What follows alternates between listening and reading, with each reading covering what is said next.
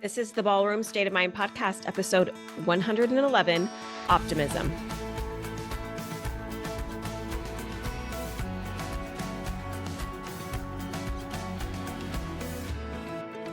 Welcome back, my friends. It's been a busy end of the summer for me.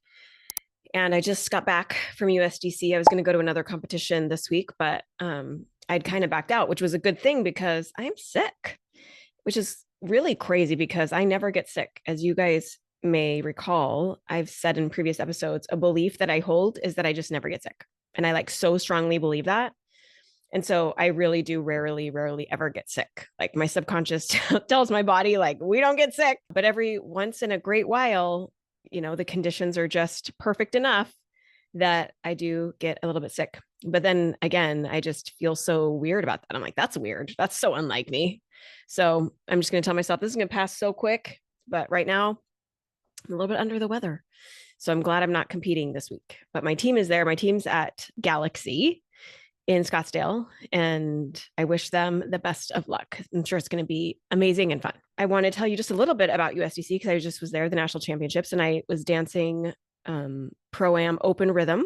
I was dancing with open choreography. Last year I danced a little bit of open, but I was using my closed material, but I danced my open routines and they're relatively new to me. So I did not go into this competition really thinking I was going to slay it. I'm just kind of up leveling and I have some new stuff. And so my expectations, I feel like were really appropriate. And there was certainly some finals that I had doubts that I was going to make them, but I did make 3 out of my 4 finals. And I can't sort through the particulars right now because I'm sick and my brain is not working right. But I got 5th and 3rd and 5th in the finals that I did make. So I'm happy with that. I'm really happy with that. And the competition was really tough. The dancers were all really strong. Really excited to be in the open level and, just start my development in that level and having this harder choreography that's really stretching me and helping me grow. And that's right where I want to be. So I'm happy with my results. I'm happy to be a finalist. I'm happy with how I did. And as always, it was just really fun. I just love to compete. But let's get to the podcast. I want to talk about optimism. And the reason I want to talk about this is because there's so many things in our dance journey that we talk about that we don't want.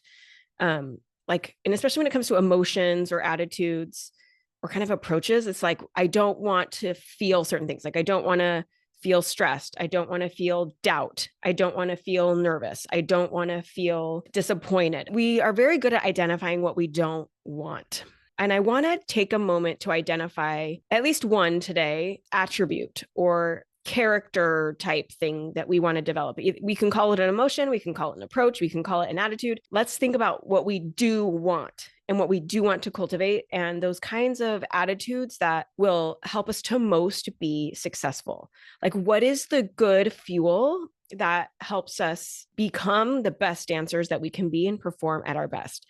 And one of those attributes, one of those attitudes is optimism. And I really do believe optimism is an essential ingredient for success. I don't think you can be successful without some level of optimism. And I don't want you to hear me say at any time through this podcast that we need to be optimistic 100% of the time. We don't. We're humans, as you guys know. I preach this. We're humans and we're cyclical and we're not robots and we can't, hold positive, optimistic attitudes 100% of the time.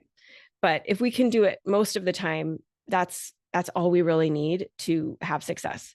And I certainly have times where I'm just discouraged. There's a time and a place to just process some discouragement and process some pessimism and process just being kind of stuck in that for a minute. And sometimes we got to vent it and process it and just let it go and then find that optimism again. And I would say optimism is just this sense that things can turn out well. If I apply myself and I stick to it, things can go well. And we could call it positivity, but I do think it's a little different. I'm not sure how it's different, and maybe we'll flesh that out. But I do know that optimism, it's not naive, okay? It's not a denial of reality. It's not a denying of what is or pretending things are good when they're not. And maybe that's what positivity feels like sometimes is we're trying to gaslight ourselves or pretend everything's okay when it's not. And I don't think optimism is that. I think optimism is about the future. It's about what's coming. And it contains this sense of hope or faith that even when there's no evidence or proof and I got no business believing it, that things are going to work out, I still can adopt that belief that things can still work out and go well. And it's maintaining that belief that it can. It is sort of like whatever's going on now, positive, negative, or otherwise, the future is positive. And we can look forward with that sort of attitude of hopefulness. And let's contrast that with an attitude of pessimism. And I think we often engage in pessimism, but we don't always realize it because we call it being realistic. And I've alluded to this before, is like, we don't want to have a positive outlook and expect success and expect good results, because if the results are not what I want, then I'm going to be disappointed. And maybe I'm going to be extra disappointed because I was optimistic and I like got my hopes up. This is how we would say it. It's like, I don't want to get my hopes up. Right. So we think it's better to be just a little bit pessimistic so that that blow that we might get later hurts less. But I think when we sort of have this just like subtle pessimism, that we're probably cutting ourselves off at the knees, and we're calling it being realistic. But I do think it aligns with a little bit of pessimism, because pessimism, even though it might feel like a stronger word than you would use, like you're like, I'm not pessimistic. Like that's not how I approach things. But pessimism is believing that a bad outcome is what's most likely to happen. Like I'm believing the negative is probably going to happen. And it might be because of fear or just concern or doubt. But this is what I hear when I talk to you guys is, when we believe other people are better than us, when we are like thinking about, I'm probably going to make mistakes. I'm going to like forget my choreography, or I'm going to like not perform the skills to the ability that I can, or I'm not going to have the wins that I want, or I might not make finals, right? Like myself at USDC, it's like, oh, I'm probably not going to make those finals. Like that's just a subtle pessimism. And we don't always realize that we're doing it because we're dressing it up as being realistic. And it's not always bad, but notice if we're going into something like that with an attitude of like, it's probably not going to work out, like the odds of it not working out increase substantially, right? It is going to affect your performance. It's going to affect how you show up. And it is human and it's understandable. But like I said, it's kind of cutting yourself off at the knees. If you're being pessimistic and you're imagining those negative outcomes, you're going to ensure that that happens. And let's be honest, being optimistic doesn't guarantee a favorable outcome. But if I go into it optimistic, then it does improve my chances. It's giving me the best shot because I'm going into it with this attitude of optimism. It generates energy, it generates positivity, it generates motivation, and that's going to improve our efforts. But pessimism, on the other hand, probably does have a near perfect correlation with failure. If I don't think it's going to work out, it's definitely going to hurt my efforts. Champions don't go out and perform with negative mindsets and accidentally succeed. Like that's not usually how it works. So pessimism, it really just can't set you up for success. It just can't. But optimism can. It can give you, it is one attribute that can give you the best opportunity to perform at your best. Because optimism is like a fertilizer and it can enhance your efforts. It can make, as you work to get better and you work to improve your skills, the optimism can help fuel that. It generates motivation. It helps you find reasons to keep believing in yourself, and it generates energy, which is what we want. We want energy, enthusiasm, optimism. That's like really good fuel for us to move forward. That helps you believe in yourself. So champions, high level performers find ways to become and stay optimistic. We don't get discouraged as much.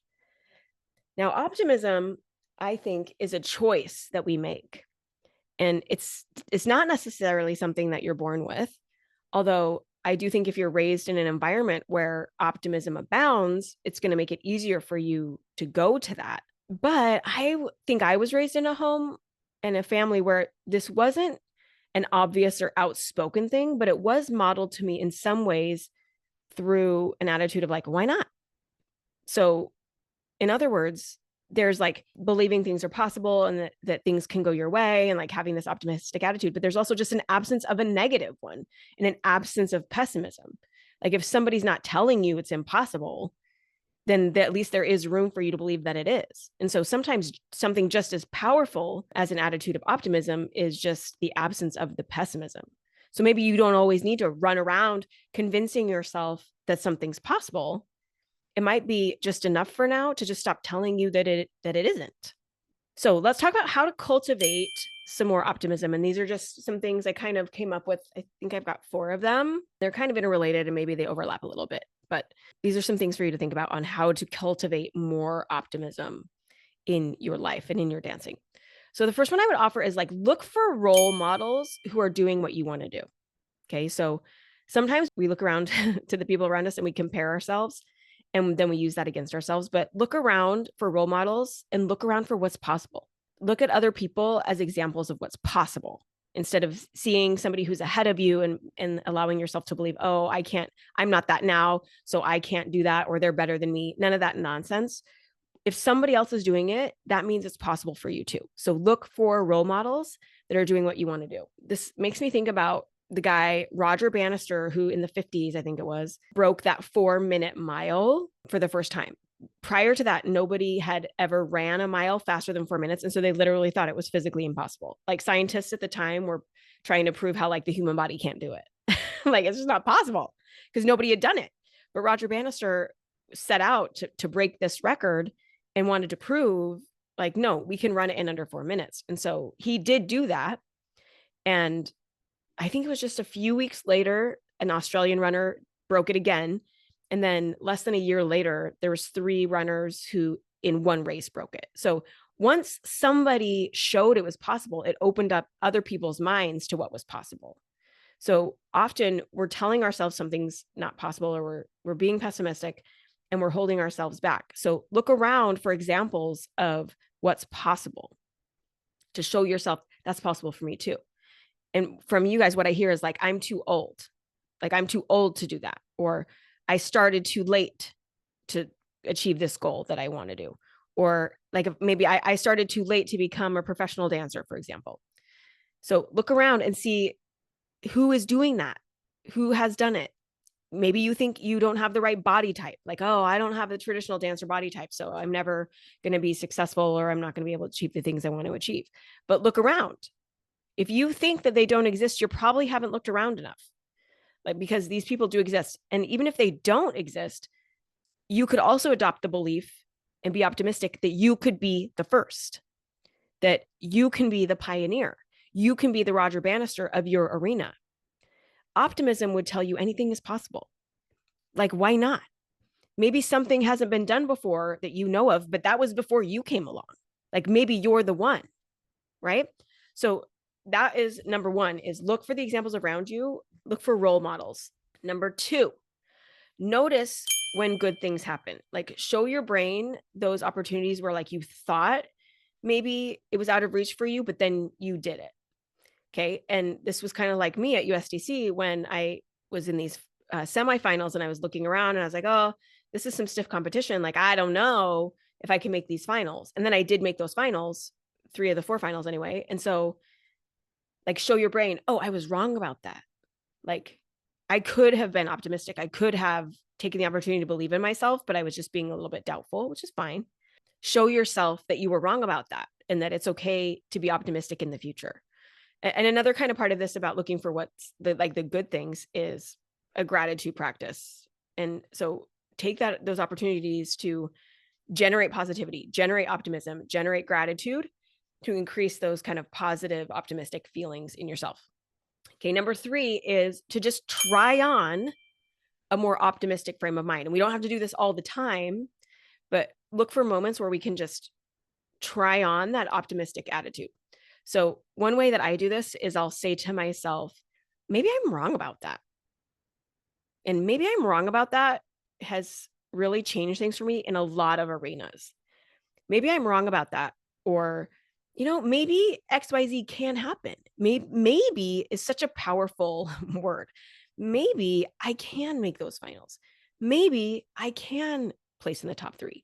Maybe I can, like, I'm struggling with spins right now. Like I want to be a really strong spinner and I'm struggling with it a little bit. And so it's like, what I'm trying on right now is like, maybe I'm wrong about that. Like, I'm not a bad spinner. Like I haven't figured out the mechanics yet. Maybe I haven't figured out the math of it, but like, maybe I'm actually a really strong spinner. I just haven't figured it out yet. And as soon as I figure it out, like it's going to be easy.